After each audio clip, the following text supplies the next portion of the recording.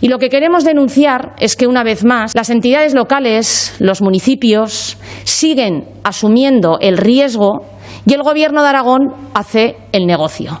El Gobierno de Aragón anuncia planes de rescate, anuncia ayudas y unilateralmente decide que las entidades locales deben de contribuir también a pagarlas. Como se suele decir, el Gobierno de Aragón se ha acostumbrado ya a aquello de invitar y los demás, como puedan, que paguen. Pero además sin cumplir las mínimas obligaciones que tiene comprometidas. Y es este Fondo de Cooperación Municipal, tiene retenidos más de 20 millones de euros de pago a los ayuntamientos, a los que no les ha dado nada, sino más bien les ha pedido dinero, cuando esa contribución de los ayuntamientos al plan de rescate es de 10 millones. Es decir, les tiene retenidos el doble de lo que los ayuntamientos tendrían que contribuir al plan de rescate.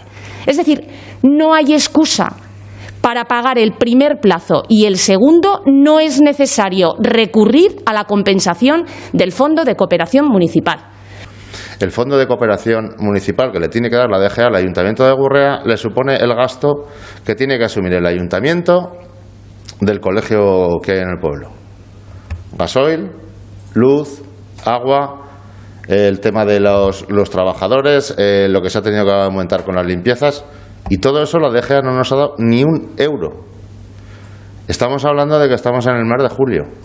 Estamos hablando que los ayuntamientos tienen que disponer de ese dinero porque han hecho unos presupuestos contando con ese dinero y que ahora, por otras cuestiones derivadas y para poder hacer ellos sus cuentas, a los ayuntamientos no nos los quieren dar. Denunciar tanto la incertidumbre en la que nos tiene sumidos el Gobierno de Aragón, como también el maltrato al que nos somete permanentemente. Que el Gobierno de Aragón no nos ha apoyado económicamente en toda la pandemia. Hemos tenido que asumir costes y sobrecostes con los que no contábamos, como la desinfección de los colegios. Pues a eso además se suma que ya no es la falta de ese apoyo extra, sino que lo que se han comprometido a abonar, como todos los años, pues también lo están reteniendo.